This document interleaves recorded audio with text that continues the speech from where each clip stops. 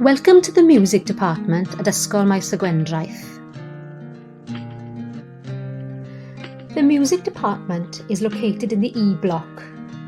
All the music lessons are taught in rooms E1 and E2 within the department, with rehearsal rooms for use by pupils and peripatetic teachers.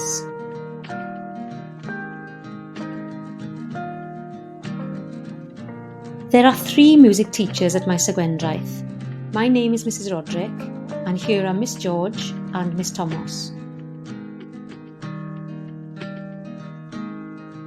We offer a number of vocal and instrumental lessons in the school through the County Music Service.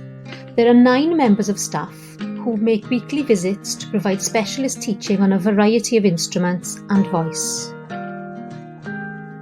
During your time in Year 7, you will develop skills in performing, composing and appraising music.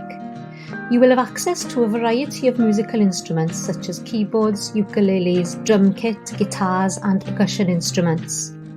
We use computers as part of recording and assessing work.